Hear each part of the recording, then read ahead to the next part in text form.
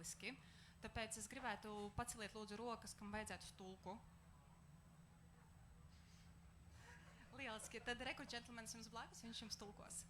And now I would like to switch to English. This is going to be a conversation about the path to emission-free centralized heat supply.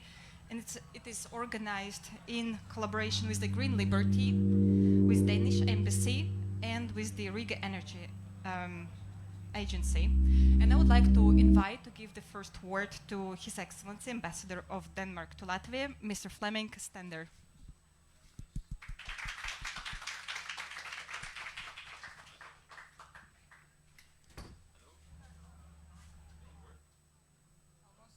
I hope it works. First of all, I would like to say that it's a huge pleasure for me to be back in Cesis and to once again take part in the Lampa Festival. I've really been looking forward to that, and it's a great pleasure again this year for the Danish Embassy to cooperate with the Green Liberty on this event. Today's topic is district heating, or centralized heating, and Denmark has a lot of experiences when it comes to that. Exactly, to be more precise, 125 years or so. 2/3 of households in Denmark are being heated with centralized heating.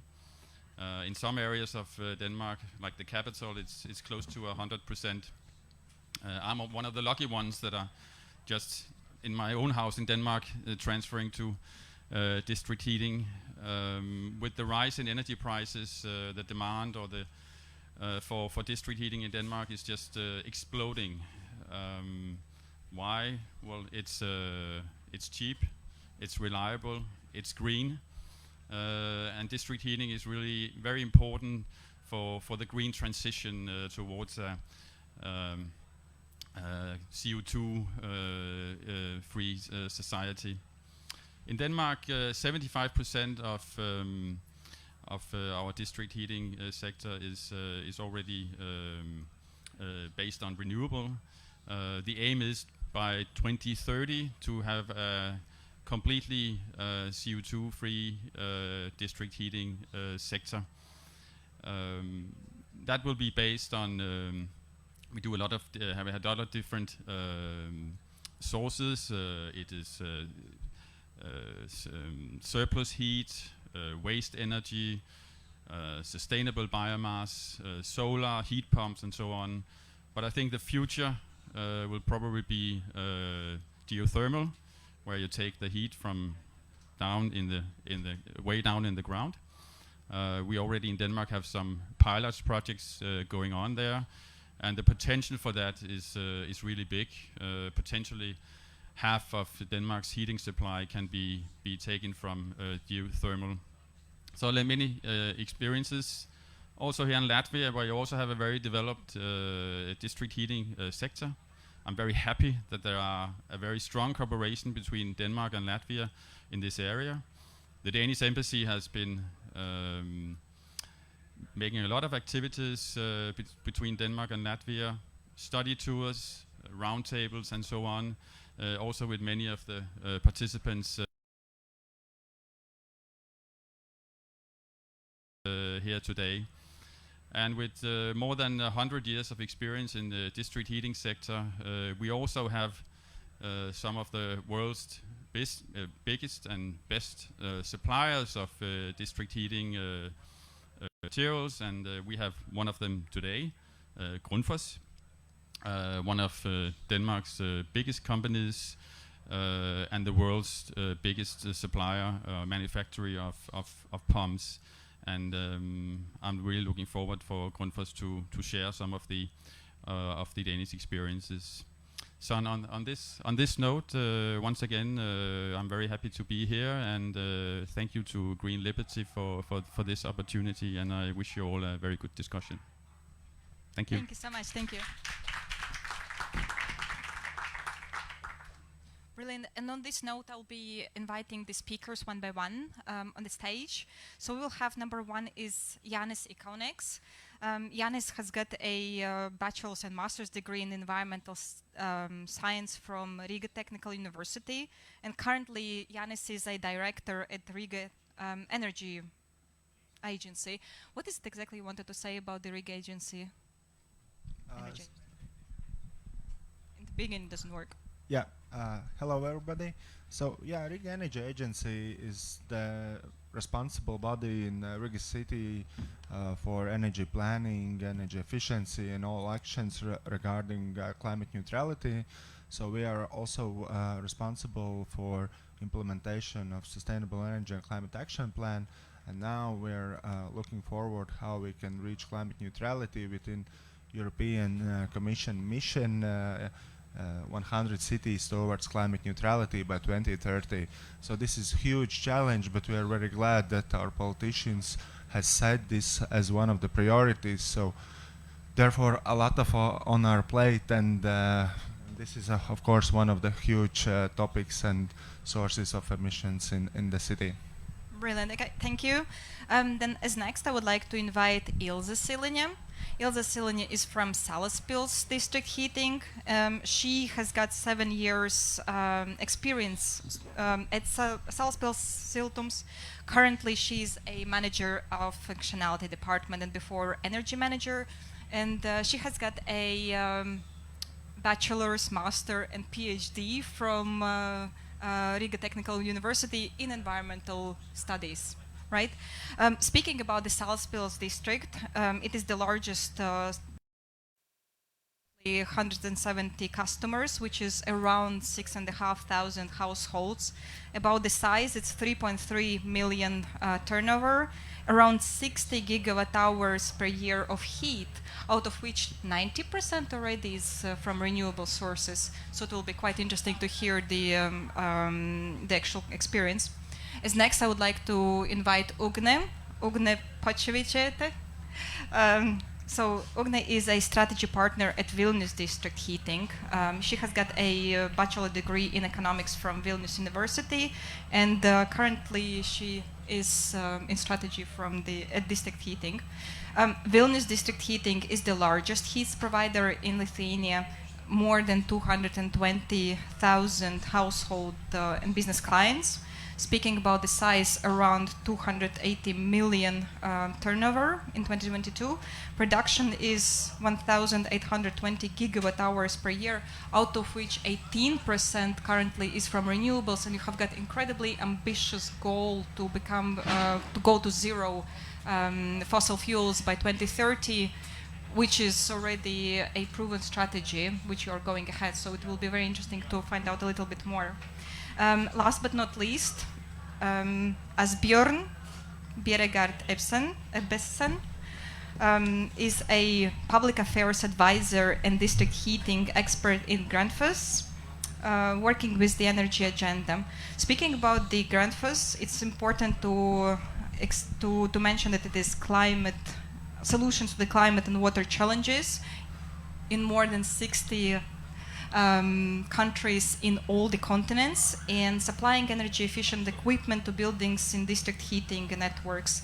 The company has got more than 20,000 employees. Speaking about its size, it's 4.5 billion turnover per year, and 5% is reinvested, which is kind of interesting. So it will be interesting to hear from you what are the experiences in Denmark. I'll be asking the actual questions. Right, so I would like to start in the very beginning about what are the trends overall in the district heating, then what are the challenges in Latvia, our today's discussion points, and then I will interrogate our speakers here.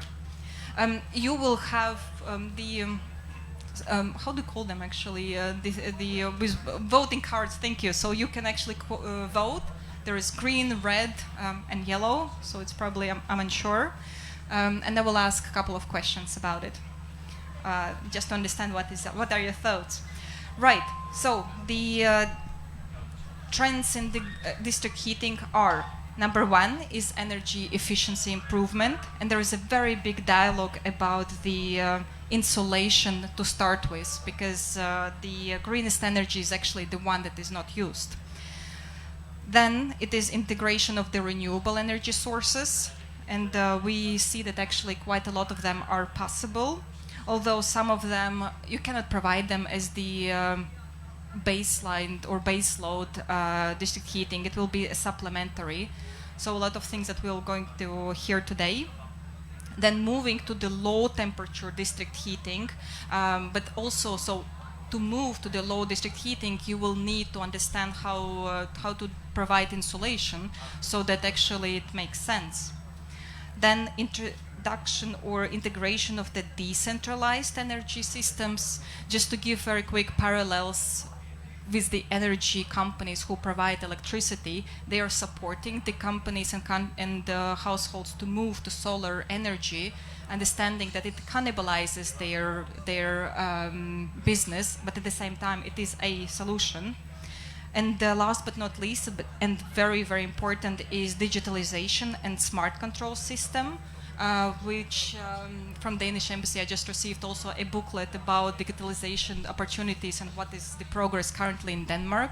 So I suppose that is quite a big progress. And that is something that helps to monitor data analytics, predictive maintenance, and naturally optimization and getting the highest return on the assets. Speaking about Latvia, in Latvia it is still the trilemma, which is costs, environment, and energy security.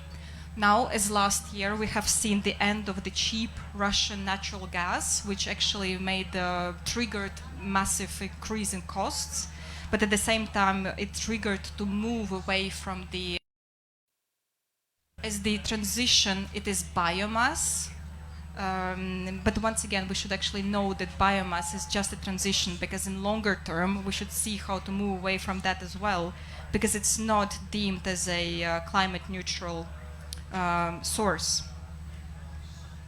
So this is why in Latvia we can see that a lot of district heating actually are immediately switching away from gas as the first step to biomass, understanding whether or not it's possible to bypass this step as well.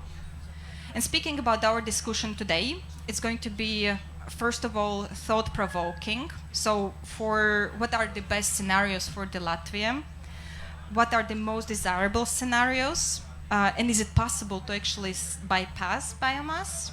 Then, speaking about the heat pumps, is it a silver bullet?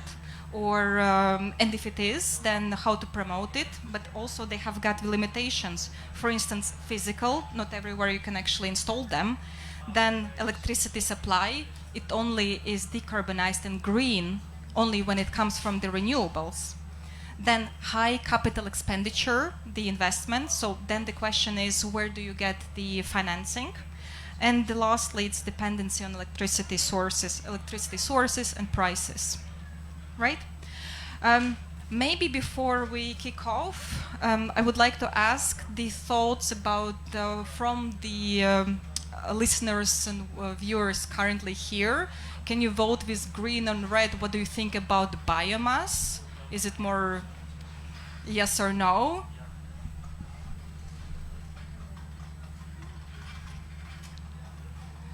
It's a yes, yes, not sure. Okay, fine, very good. And let's kick off then. So I would like to start, Yanis, with you, speaking about the Riga, right? Riga and Riga Siltums, Riga, what is the situation? So can you please elaborate within 5 minutes? What is the current situation and the plans at the moment? Yes, thank you. At the moment, about 76% of multi-apartment residential buildings are connected to the district heating. So, and we consider this in Riga City as our backbone to the further improvement and moving towards climate neutrality. And at the moment, there's about 32-35% of renewables already in the heat balance. So this is something what have been done during the past years, but of course we understand that there's a lot of other tasks needed to be done to move forward. And the renewables which we have in district heating, mostly this is biomass, what we also consider as a transition fuel. Some small part is produced also with heat pumps, but this is like small share at the moment. But we are working as a municipality also on with the decentralized heat sources, and what we would like to continue is to phase out natural gas in decentralized heating, as this is the main source now used for heating of single-family houses, or in some smaller houses where which are decentralized and heat is produced in each apartment.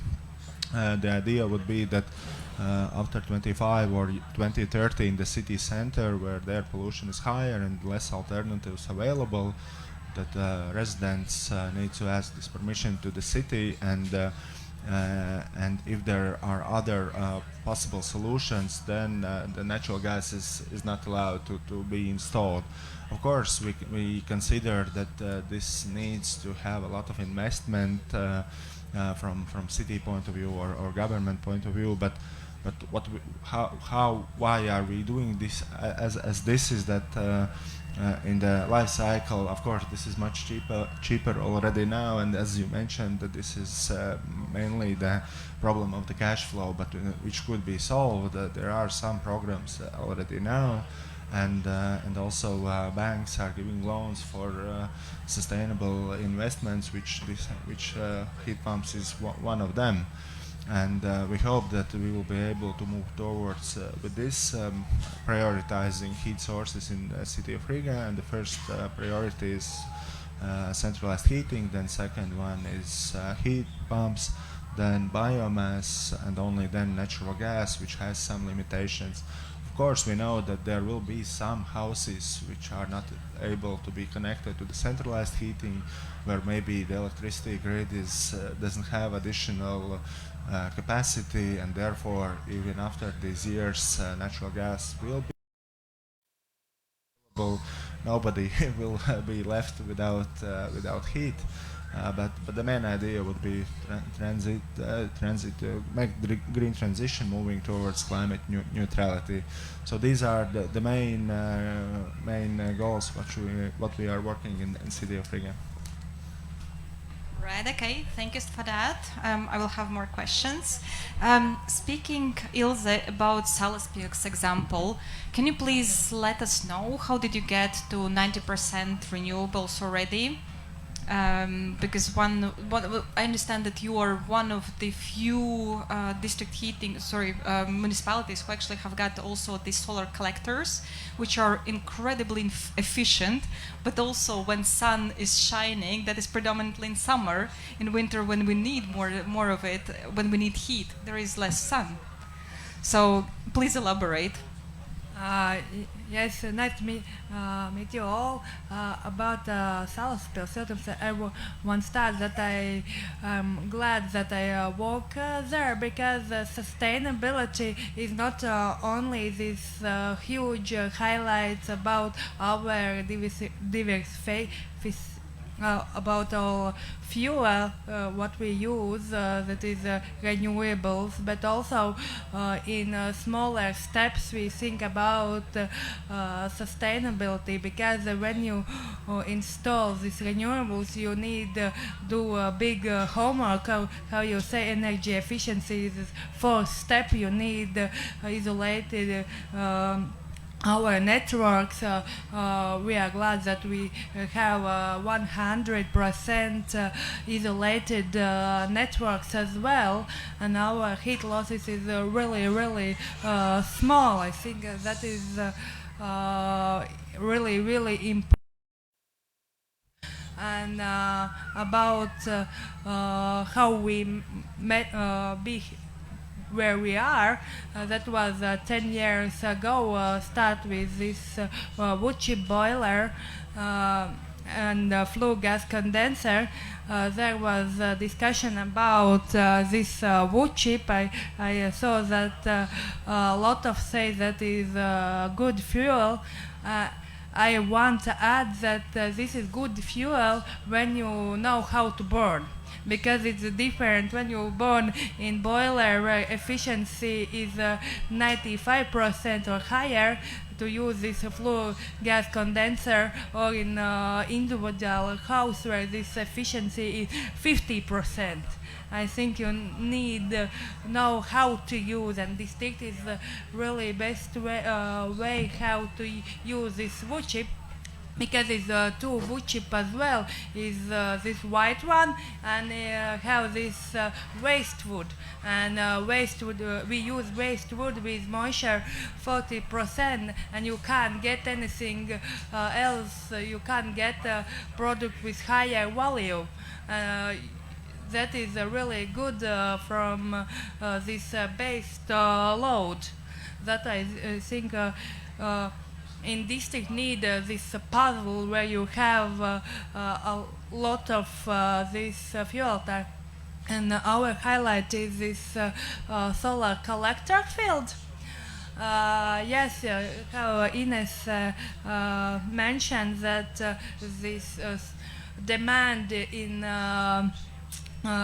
summertime for heat is lower, but we have hot water.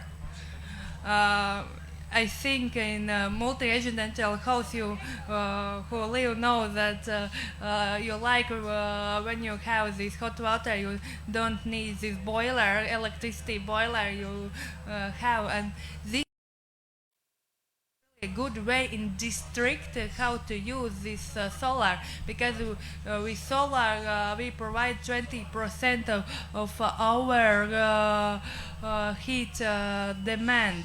And I can say, and today is also is sunny in Latvia. We have sunny potential. We have 4 years this solar thermal, and I want to share that we inspired from colleagues from Denmark, and in that was they have 30 years experience with solar, and this solar thermal is was in larger 3 years outside Denmark. Denmark there is a lot of large scale this solar thermal, but we think when Denmark can, and the solar radiation is similar to our climate, that we also can. And now in Latvia have easier, because we are outgoing, we share with data, we are also telling to students, to schools, we collaborate with schools and talking about this renewable, and this is also really important job to talking about this renewable and show experience. Okay, great. Thank you for experience. And Vilnius, Ugne, can you please share? My understanding that at the moment it is 18% that you have reached already, and you have got quite ambitious goal to go to completely fossil fuel free in 2030, and you have got plan for that. So can you elaborate? But also, can you also comment a little bit on financing and about insulation? Because one of the important things is insulation. Okay, so hello everyone. My pleasure to be here. And as Ines mentioned, my name is Ugne, and I am strategy partner at Vilnius District Heating Company. And this company is the largest provider of heat and hot water in Lithuania, and they have about 30% of all Lithuanian market. So the number is huge, and with that they have a lot of responsibilities for our customers. And of course we have a lot of ambition to become fossil free by 2030, and we have our company's long-term strategy till 2030, which the main goal is to become fossil free by 2030, and of course to double our company's EBITDA till 2030. So about 600 million euros to our activities. And we understand that we need to transform our main business to increase our competitiveness of services, to expand the range of our services, and of course we are planning geographical expansion because we understand that market has its own limits. And to talk a little bit more about our plans and strategy and how to get to those fossil-free by 2030, first of all, we are planning to transform our main activities. So to expand access to our services by improving quality, we need to invest in our network renewal because we have about 760 kilometers network in Vilnius. So again, the numbers is huge, so we need to invest in our network. And of course, it is very important to develop a new generation of low temperature network, and with that, they can access our consumers for generating energy. And also, what is really important, that they try to empower our customers that with our installed smart meters, they could use heat and hot water more efficiently. So they hope that in the end of this year, by 2023, we will have about 5% of all meters which will be smart meters. And then we are talking about our new services project. It is really important to mention waste heat. And we are trying to collect waste heat from data centers, from shopping malls, and to use it effective through storage that we can balance our peaks. Then we have a lot of energy to use it through storage. Also, what we are trying to do is to develop district cooling, and it is really important service for us because we are trying to have our customers all in one place, let's say. And also what we are trying to do is to work with our city municipality to develop some energy efficiency services. After, and this is not all of our projects, but these are most important to become fossil-free by 2030, sorry. 2023 will be too much ambition for us, but 2030 is okay. And after all, of course, we are thinking about geographical expansion because, as I mentioned, we understand what market we have. And it is important to make some joint projects with other cities, CHP, and to have some strategic partnerships with Lithuanian companies and with European companies. And then talking about isolation, I think it's important to mention that we are trying to invest about 20 million to our network renewal every year.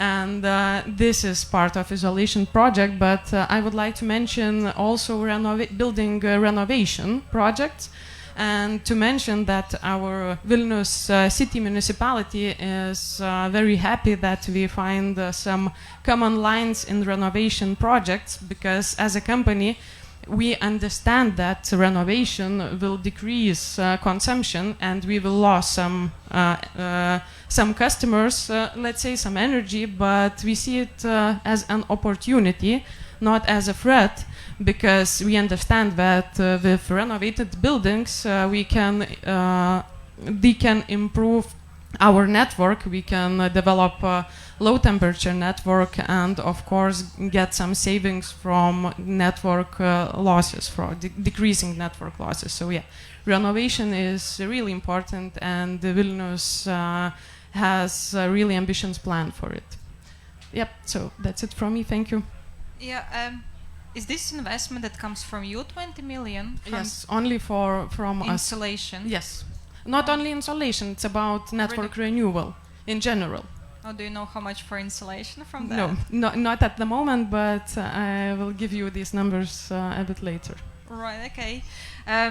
Yeah, I want always to talk about insulation, because otherwise to just increase the heating, that is plain stupid. Excuse me, being very blunt about it. you think about insulation? Because it does require an investment, but then again, would you invest in insulation? Yes, no? Green, green, green, which is yes, yes, yes, yes, yes. You have no opinion. In insulation, is it good, bad? Yeah, would insulation of the buildings? It's a yes. Yes, that sounds like no-brainer, but for some reason it's going to very, very slow, and we are going to have the next discussion exactly about this. I want to stay for that and actually hear a little bit better how you can make it a little bit faster. Right, okay, and then I go to Asbjørn from Grønnfest to actually, would you be so kind as to share with us from your perspectives what is in current examples from Denmark, what are the problems, how is being overcome, so what is the current situation and what is the plans? Sure thing. And first of all, thank you so much for the invitation to be here. It's actually my first time in Latvia. So what a great way to experience the country. Welcome. Thank you very much. But yeah, I mean, first of all, maybe a bit of history about the district heating sector in Denmark, because I think there's a lot of similarities to Latvia. But as Mr. Ambassador said in the beginning, it's district heating is really, you can say, the backbone of the energy transition in Denmark. It's 2/3 of buildings that are connected to the district heating grid, sorry, you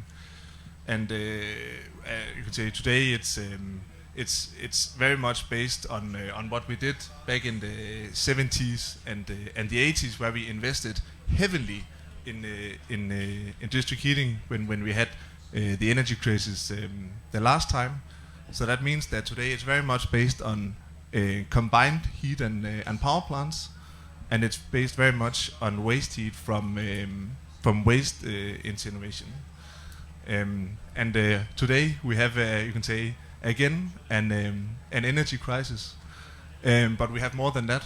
We also have a climate crisis. We have an energy poverty crisis. We have a strong drive towards a more competitive, you can say, economy generally that drives energy efficiency policy. And all that combined is also triggered down to the. So two main things that are happening right now is, first of all, of course, the transition towards how do we convert all of the gas boilers today in the Danish heating sector. So that's 400,000 boilers that have to be converted within 2028 to either district heating or another renewable source. The way that it's approached is by the municipalities through heat planning, saying, okay, you need to know if I can expect district heating in the future, or if I need to get another heating source. And that is so critical, because you need the critical mass of connections to make a district heating grid economical. The second huge trend is within the retrofitting of the current net, so not just expanding the grid and converting from gas boilers to district heating, but first of all making the existing grid more efficient and transitioning into renewable sources. And a keyword here that has been mentioned a couple of times already: low temperature district heating network. That simply, without that, we won't achieve you can say a renewable district heating grid in Denmark. And that is where we as a company also come in and have a lot of, you can say, solutions to that. How do we achieve that in the best way? Because today the district heating grid, it was designed in the 70s and the 80s for something completely different, for fossil fuel energy that runs on much higher temperatures than, for example, large heat pumps do. So we need a different approach to it. Where you can say a concrete example of one of the municipalities that we are working closely together with is Albertslund, a Copenhagen or suburban Copenhagen municipality that are really one of the front runners in Denmark on this, and decided back in 2017 that we want a completely low temperature municipality running on renewable energy by 2026. And the way they approach it is, we need to do this in zones. So we have the entire municipality, we have so many different, you can say, consumers of heat. And we need to be able to divide them. So we have someone who are say industrial, you can say buildings, someone are residential, some are commercial, and they need different temperature levels. So we need to be able to differentiate between that. And through that, they have actually been really successful in achieving going from 100 degrees down to all the way down to 60 degrees, and really having a very, you can say, innovative approach to it, going step by step and really involving the citizen as well in this. That everybody was on board, because there could be potentially be issues when you walk towards more efficient networks.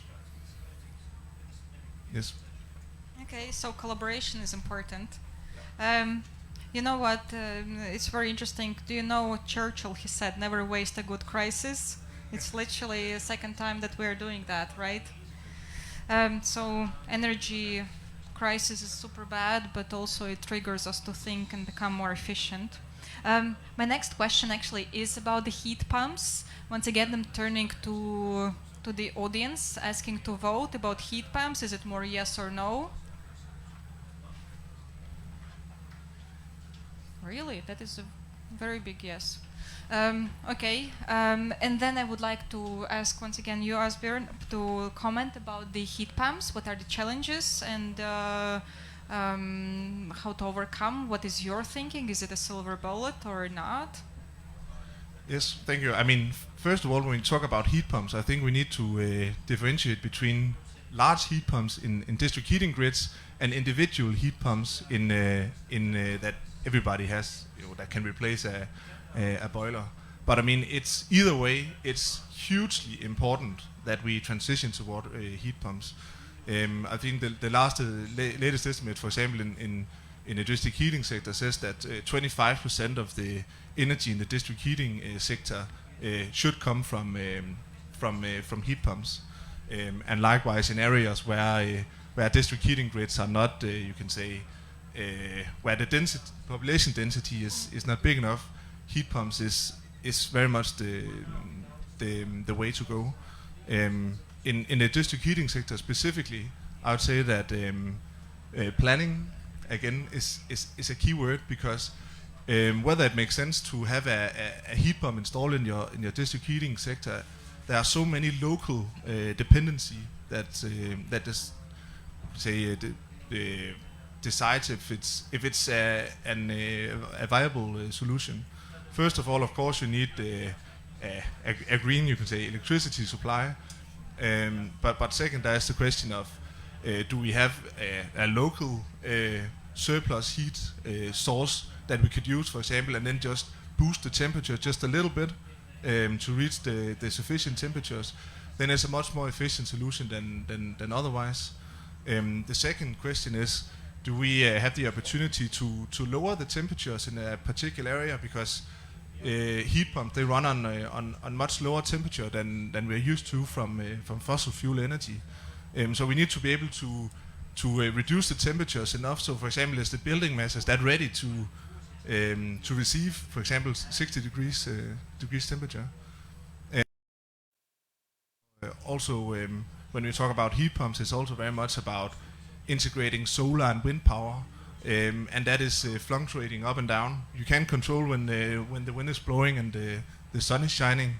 So you need to be able to have some kind of thermal storage as well to you can say talk together with the heat pump or whatever you call it, to make sure that the heat pump can run when the production of renewable energy is high, and thus also the energy prices are the lowest. But I can say some of the challenges in Denmark is, of course, the high capex cost, or the high upfront cost of investing in this. I mean, one approach, I'm not sure how you do it in Latvia. Maybe you can, some of you can enlighten me on that. But in Denmark, it's very much through, you can say, municipality guaranteed loans. So the municipality taking on the risk from investing in heat pumps, so that you can have a much longer, you can say, investment period, and you can have lower interest rates simply because the municipality is taking on the risk that you would otherwise have as a district heating company. Oh yeah, that is a very big question, because one of the biggest troubles with investing in heat pumps is big capex in the beginning. So how do you go around it? So you're saying that experience from Denmark is actually the guarantee in loans, so that you don't have to invest immediately everything, but you have it as the payment. That is a very good solution. Another good thing, I don't know, are you practicing it in Denmark that you can actually use for load management? Heat pump. To some extent, yes. I mean, of course, there is when you have peak times, it goes up and down. That's one of the issues also with heat pumps, right? Because if the electricity price is high, then it ends up, you can say, trickling down to the citizens, right? So it's a good question, and where that's, you can say, also why the transition in the district heating sector is towards more. Instead of having a few, you can say, heating sources, we need to have loads of different heating sources. So we need to go towards surplus heat from data centers, supermarkets, industrial sites. We need heat pumps. We also, to some extent, probably still need biomass for those really, you can say, high peak load times where I simply need that extra boost. But you can say the base load in Denmark would probably still be waste incineration also in the future. Yeah. Okay, that is very exciting. Thank you for that. It's exciting because it feels very possible then. Brilliant. Then next question will be about municipalities and the obstacles for the municipalities. So this is why I will ask from Latvian ones that what is the actual ones, and for you maybe what are the issues and problems, barriers in the municipalities in Denmark and Lithuania, and how you overcome. Yanis, I will start with you.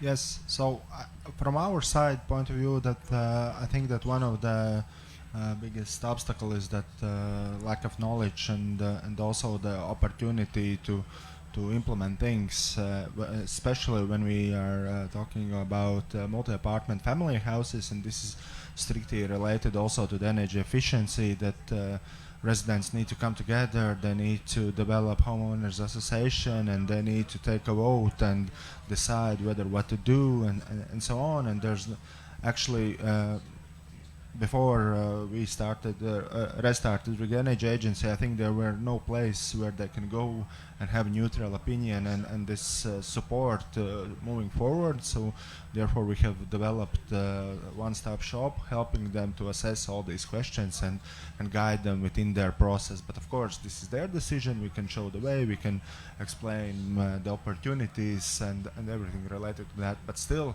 I think this is one of the biggest obstacles decision-making process. Of course, I think that also a colleague mentioned this capex. It is a large problem. We have been thinking about guarantees, but it's not still yet in place, because in the long term, in the life cycle, this is cheaper. And but of course, if you need to invest, like even for private house, like 10,000-15,000 euros, so this is sometimes a problem. So therefore, we are buying cheaper solutions, but which are more expensive for that. For us, sometimes it is natural gas, and we are exporting our money away, and therefore we are, I don't know, the economics is not growing, and this is not helping us also to reach our climate goals and everything else in this field. So I think these are two very crucial obstacles. But for centralized heating, I think that one of the obstacles is the lack of possibilities to invest, or the money in general, that the tariff is regulated. There's certain percentage of the profit which is earned during the year from the sold heat amount, and we would like, and we are planning how we can cooperate from municipality with our district heating company, that, for example, we know that there will be new real estate like developed that we can integrate and invest into the new centralized heating pipelines, that these buildings are connected there, and that we build the centralized pipelines before actually the buildings are connected. So at the moment still it is happening that if there is a consumer, somebody who wants, and this is feasible, then the pipelines are connected, but this is not feasible, this is not sustainable, that basically if we have the centralized heating pipeline there, then we need to work on the consumers. So I think that these are three like main obstacles from my side. Probably something else, but I will give also. Well, before you go, about especially in Riga, insulation. Yes, no, is it an obstacle? I think that only maybe half or something kilometers are renovated. Of course, the insulation is there, but still a lot of pipes need to be renovated. They are not maybe in very poor situation, but still investment needs to be there. But although I listened that the pipeline length is approximately similar, but I think that the sold amount of heat it's much higher in Riga city, and we have bigger density, and therefore also the average heat losses, it's about 11.7% or something like this. So this is considered to be very low value, and but of course it could be even lower, especially when the buildings will be renovating. The end consumption will decrease, so therefore the relative losses will increase. Okay, fair enough. Ilse, what is from your side? What are the current municipalities? What are the barriers and then issues you see? Yes, I agree with Yanis that this hardest, I don't want the obstacle, I think hard part. Hard part is this customer, because our customers is multi-residential house, and if you want something, do you need this vote? We are working really much to they get to know what we are thinking, because now is the situation better about these citizens, and they after this crisis, energy crisis, know about energy efficiency, and now that the district heating is a really cool way to get heat in houses. We want that our customers talk like Miss Danish ambassador with this highlights in eyes about district heating, but we have do a lot of work to get this citizens thinking about district as well as we here thinking about this district. Okay, from that I'm hearing that actually it's still the same thing, which is lack of knowledge. Yes. Because once you do a little bit more of education, then voting starts becoming more, much faster. And I would imagine that it accelerated now after the energy crisis, when suddenly the prices were very high, then people are more keen. Yes, in a party where I go in last year, my friends ask about energy efficiency in party.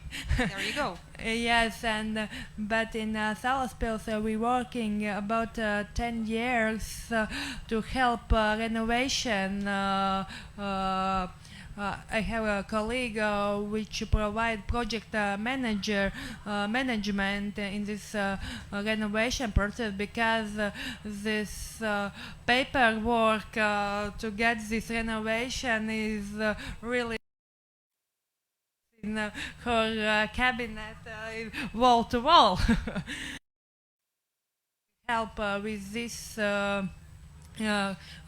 project management, and I think that was one of the biggest implemented to all city, because house manager also start with this renovations. So what you mean is bureaucratic burden. But bureaucratic burden, there is a lot of paperwork and it's not as fast as it actually you would like it to be. Yes, we want really fast, but you never know which paper in building process is needed, because there is you build, and that's why you. I can't say that one of the paper don't need. Okay, brilliant. Fine, then Ugne, what is from your side? Yes, so I can agree that we have the same obstacles in Lithuania and in Vilnius, and I could say that the biggest obstacle for Vilnius municipality and for our company, of course, it's financial aspect, and we are talking about the same capex, and our activity is regulated, and we can increase the price for customer for heat and hot water. But we need to invest a lot of money for all those green energy projects. So it's really hard to find partners. And we are trying to work with European funds, with European Investment Bank, to get the financial support to make the projects happen, because we understand that almost all of the green projects are not so profitable. And if they are profitable, the payback time is way too long to make it happen without financial support. On the other hand, we need to understand that we have some people from new generation, and they are willing to pay more for green energy, but the biggest part of demand are not willing to pay more for green energy, and they don't understand what is the profit of having not natural gas or, for example, solar, wind, or other energy. Of course, the same problem with qualification of our colleagues, and for the lack of studies in these projects, so the same problems as mentioned my colleagues. And to sum up, I think that it's important to mention that we think that the main key to make it happen for all those green energy projects is to have good conversation with cities, municipality, because then we are doing something alone, it's not very possible to make it. Thank you. But you know what, you were saying that it's very difficult to find for financing companies to collaborate. When you speak with the commercial banks now, aren't they more friendly to finance such projects? Of course, but you need to show some profit, and if the projects are not so profitable, you need to have some guarantees, as colleague mentioned, and it is hard to get, because you can't have projects. You need to invest some of your own capital, so it is hard to find free capital to invest in projects. And then financial institutions ask what you will do from your part. Which projects are not financially viable? If you are looking at projects one by one, for example, if you are looking into waste heat projects without thermal storage or without low temperature, it can be profitable, because you need to have good prices of electricity. So just one example, but there are we can see that all those projects works really good together, but not one by one. So which ones are unprofitable? Waste heat? Yes, as I mentioned, if you are looking in all picture, it's okay. But if you are looking at the project one by one, it is hard to find profitability. Okay, so it's important to make it systemic, so to create a very big overall project showing that it is part of efficiency, reducing waste, etc. And this is when the banks are actually very friendly with you. Yes, but the amount of loans are really big, and then we are talking about Lithuanian financial institutions. It's too big for them, so that's why we are looking into European Investment Bank and European funds. Yeah.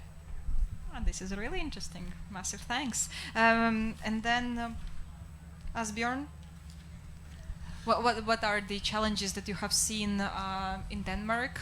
Are they very similar to ours, or you guys are a little bit more advanced? So what is it that you're struggling with? Yeah, I mean, I think I would like to echo what is being said here. I think what is really needed to really take this to the next level is a holistic approach across the different sectors. And again here, I mentioned it a couple of times, but planning is really the way to go. Great example from another municipality from Denmark, Høje-Taastrup, where they are. You can see there's this huge trend right now with data centers being placed everywhere, especially in Denmark, where the expectation is that in 2030, 20% of electricity will go to data centers alone. So it's hugely important that we pick up all that waste heat.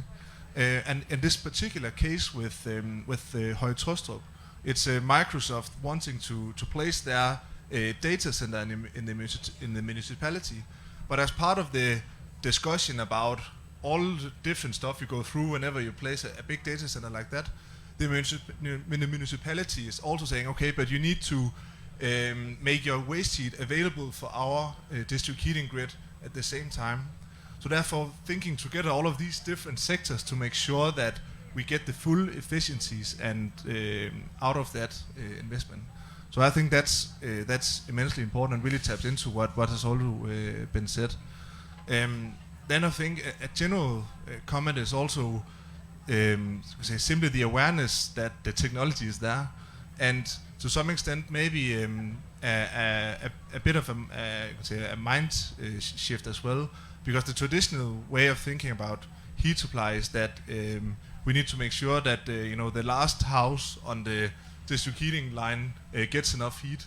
So you'd rather maybe turn up the energy user a bit more to make sure that everybody has enough. But actually, with today's technology, you can actually make your district heating grid much more demand-driven than it is today, where it's much more focused on the supply side. And we are already, you can say, also working together with a lot of Latvian companies. For example, Riga.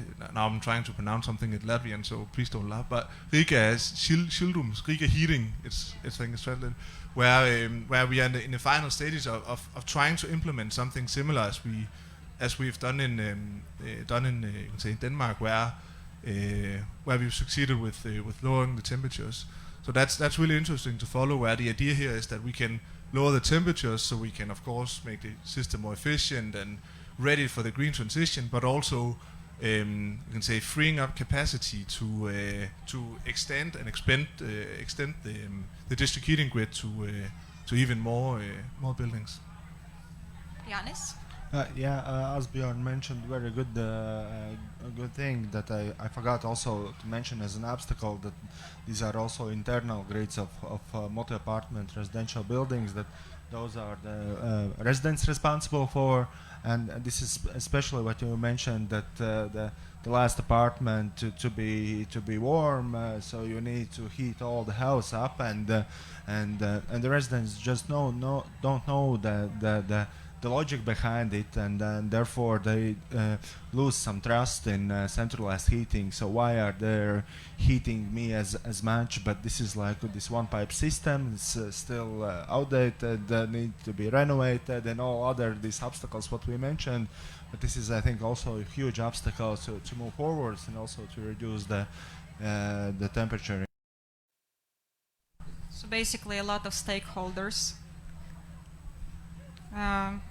Okay, but Asbjørn, I actually have gotten a question that I understand that one of your roles in Denmark and in your company is what you do. You direct and help with the policymakers. But another thing is, do you actually do a little bit of coordination? Because what you said, it's a little bit more systemic change. So do you work with various stakeholders, including the financial providers? Because as Ugne said, sometimes actually this district heating, and for certain project, the local commercial banks are simply the loan is just too large. So you actually need to create larger cooperation with the financial institutions, as well as the cooperation with the stakeholders, including the education, right? And one of the most important things, actually putting it together as one massive project, because as Ugne said, some things actually feel or seem that they are not financially feasible, but they are important puzzle piece, because it has to work all together. It has to be efficient. Otherwise, there is no point of being sustainable. No, but I mean, our main role in this, and you're completely right, by the way, there are so many stakeholders that need to be coordinated and talk together and make sure that that you reach your goal in the end. But actually, our main role is to be a technology provider, and we of course talk together with all of the partners that we need to make sure that this works. The district heating companies being the major one. And then, of course, I think I'd like to mention again the Albertslund case, which I really think demonstrates the value of collaboration, because, again, here where you actually, before you start doing, say, reducing the temperatures and integrating data center waste heat into your grid, you start to talk to the citizens in the municipality and say, okay, we're actually going to reduce the temperatures. You might experience a tiny bit of, where you can't get enough heat or whatever. Give us a call and we'll be there right away, because it can be that it's a tiny valve we need to adjust, or maybe we need to reduce, set up the temperatures by 1 or 2 degrees or whatever it is. But having that, you can say, dialogue makes it possible to actually make those investments.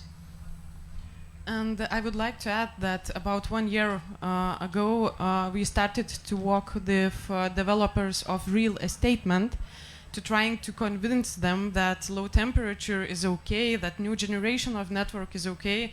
And it's really hard process, because they only think about the price of the building, and it's okay from their side, but they need to work with them that in the future, when we will start to implement low temperature networks in our system, we will need to have those new buildings, which is okay for our projects. Yeah, so it was hard, but at the moment we have connections and we see that it is really working.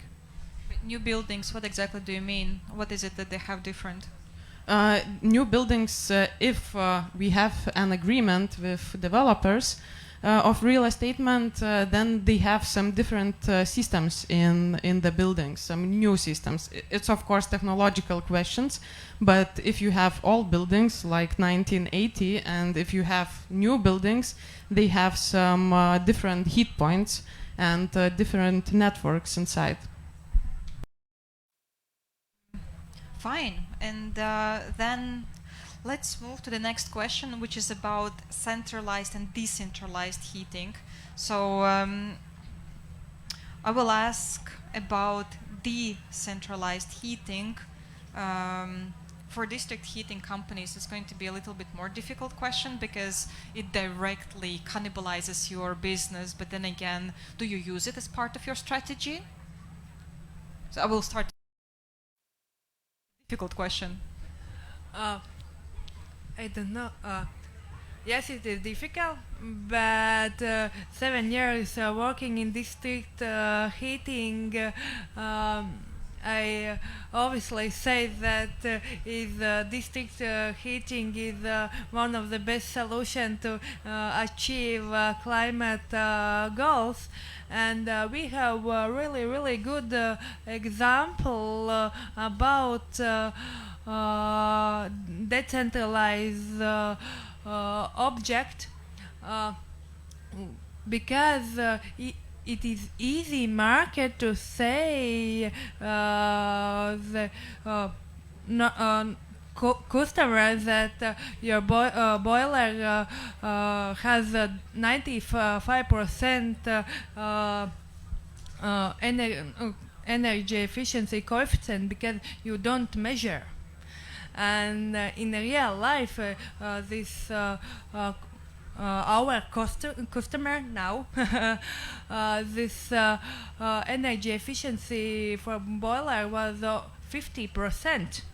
That system was such a mess, and now this our big client really happy to connect to our district heating.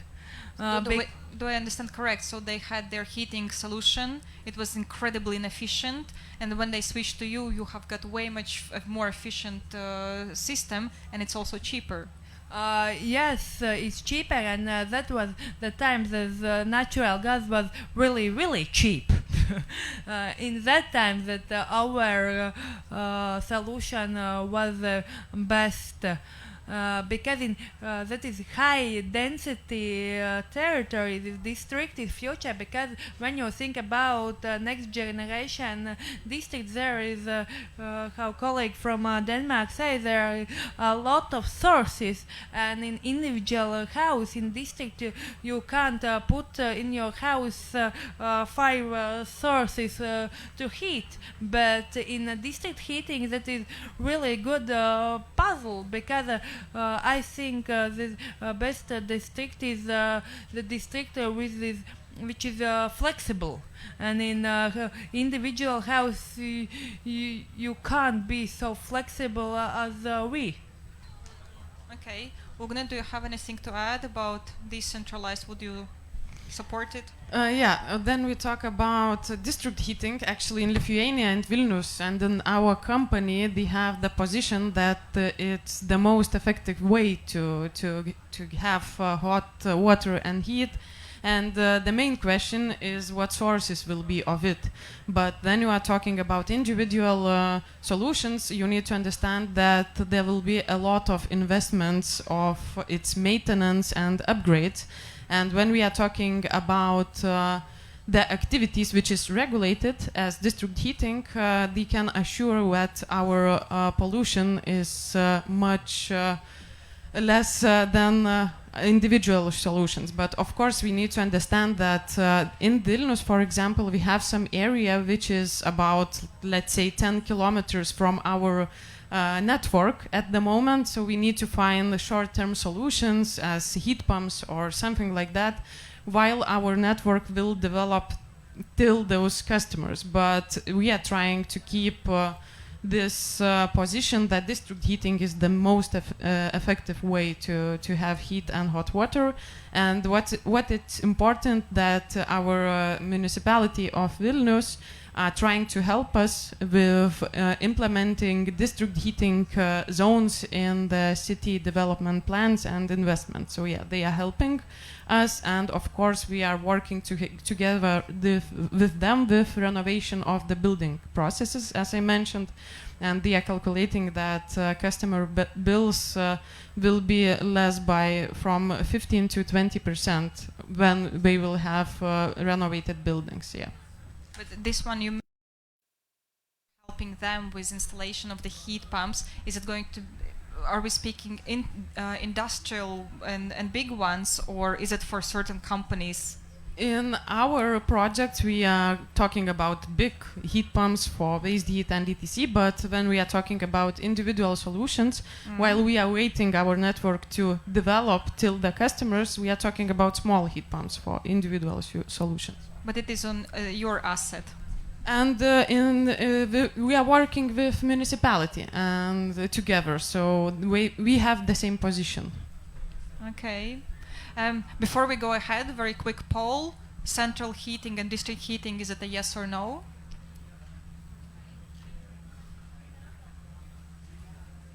Oh, it's a very big yes. Marvelous. Then Yanis, would you like to comment about the situation in Riga? Are So- you for supporting decentralized heating as well? I think it, as Ogun already mentioned, it depends from the density. Of course, not all of the buildings can be connected, or is it whether feasible to connect to the centralized heating. So it depends from where the building is located or how big is the consumer. If it's a very large consumer with a lot of consumption during the year, of course it's feasible to maybe sometimes to invest even in a much larger heat pipeline to connect this building. But in general, if we are looking that we understand that city center and the neighborhoods are connected and everything related and everything quite near or nearby, this is what we would like to connect or think about this. But decentralized heat sources are still a good option for other places where buildings are not close to the centralized heating pipelines, and it should probably be a good solution also there. But our idea is, our goal is how we can move also these solutions towards sustainability. And as I mentioned in the beginning, so we are also zoning the city, and this zoning has been already there for 10 years or even more.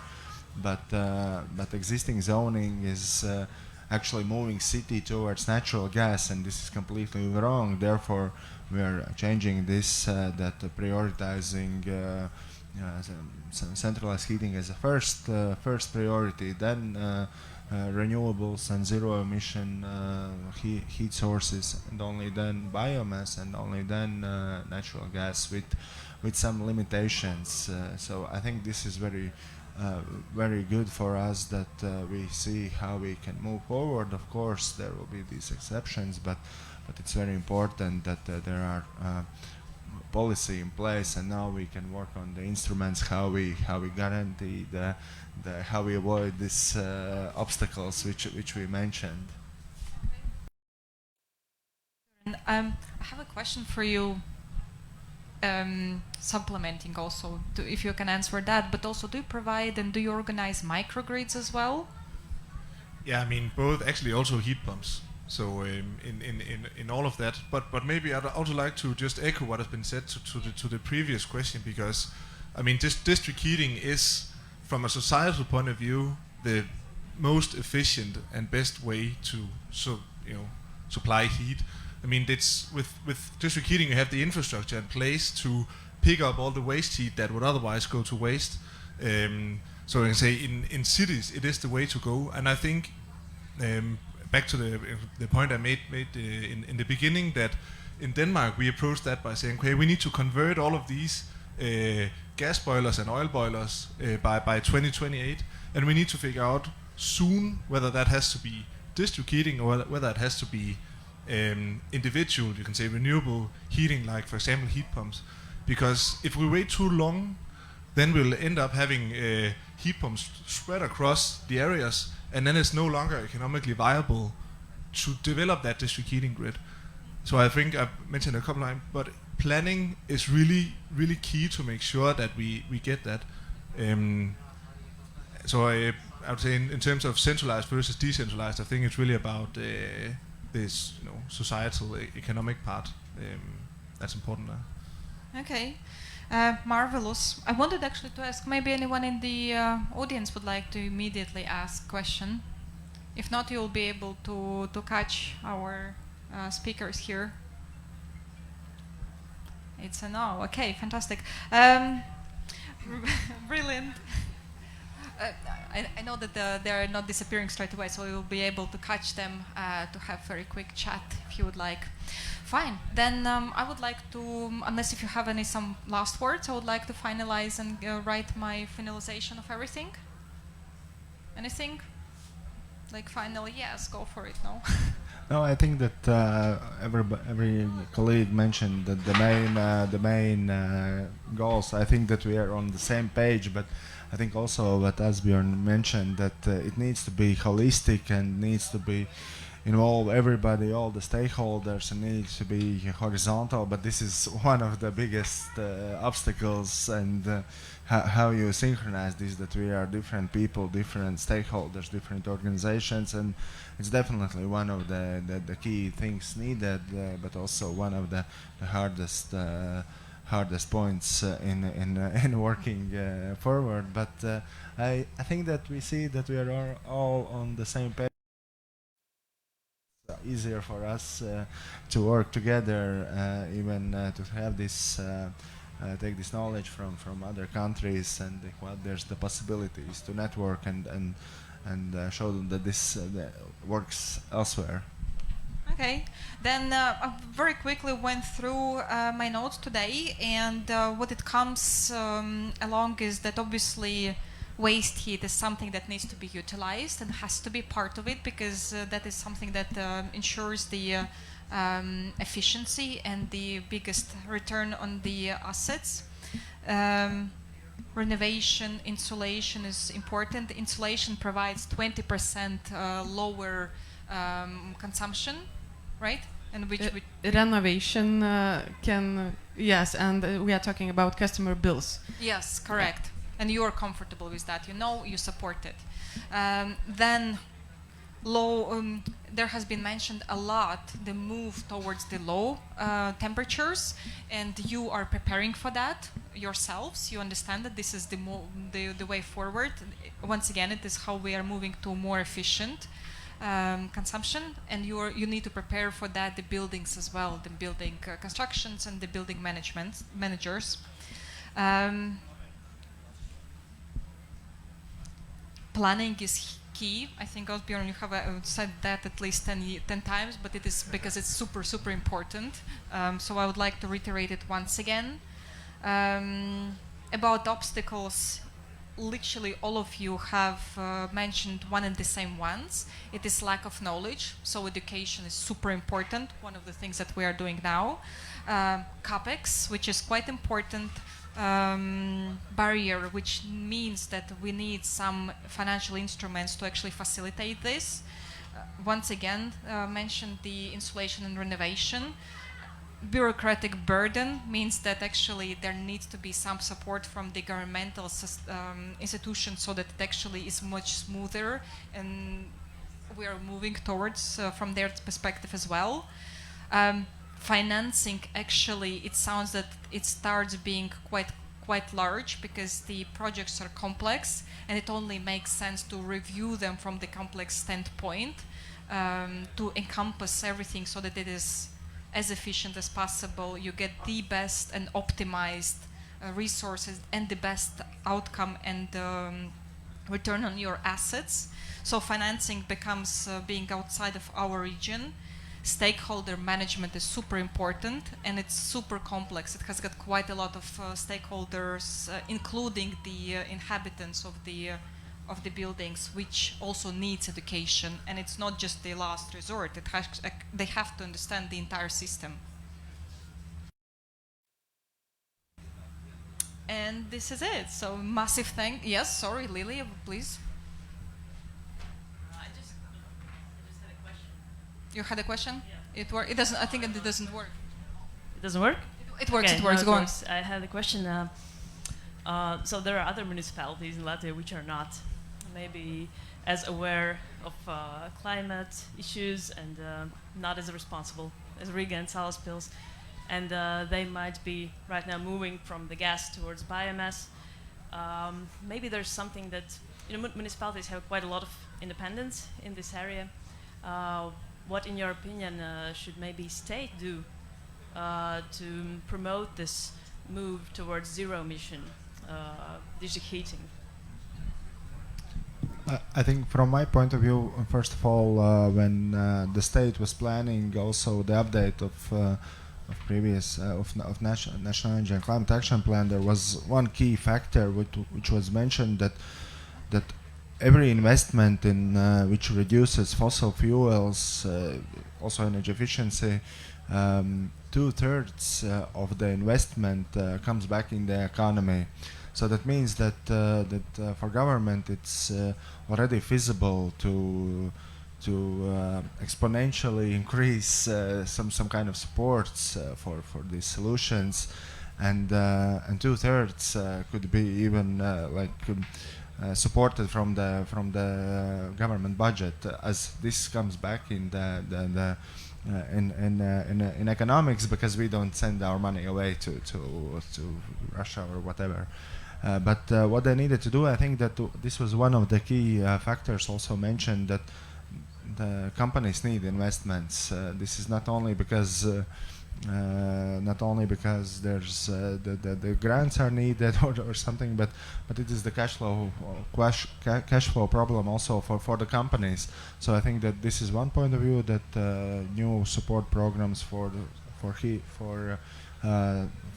pipelines for new resources are needed, and also that we have this that we keep our goals, which are mentioned in the National Energy and Climate Action Plan, and move towards them, not try to avoid them. And also that we have a clear mindset and end station where we want to be. Well, before you go ahead, 2/3, you mean indirect, coming back, basically, what is the ripple effect of the lower bills and I don't know, can you elaborate how did you calculate 2/3, or how do you estimate it? Yeah, this was research done by Physical Energy Institute. So the idea is that, for example, if you are heated by natural gas, so you replace it with heat pump or biomass, so you use more local energy sources, and everything related to the heat production afterwards comes with additional labor, or that the money stays here. So from economics point of view, from government point of view, this is like 2/3 from the investment need that comes back in the economy. Okay, I understood. People, they go, they spend this money, they go to restaurants, buy clothes. I understand what you mean. Brilliant. Okay, Ilse?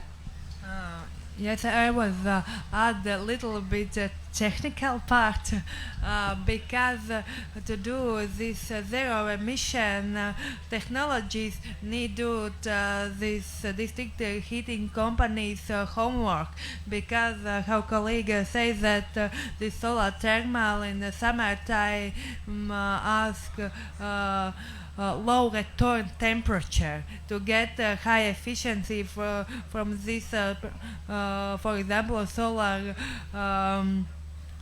thermal field, because that's need to work to after that you can only implement these zero emission technologies. Okay, Ugne?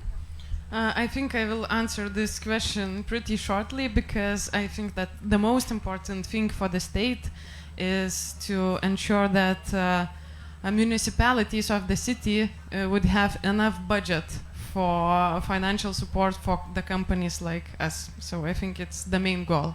And of course the same line of the positions and the same communication with the people. Do you have anything to add? Planning. Planning? Oh, no way. Brilliant. Okay. Fine. Brilliant. Massive thanks for everyone. And I would like actually panelists to give you very, very big thanks, because Yanis, you came from Riga, Ilse from Salaspils, Ugne has traveled from Lithuania, from Vilnius today, just to see this wonderful place. And Asbjørn, you actually probably traveled here in a very green way, but from very far. So massive thanks, big applause.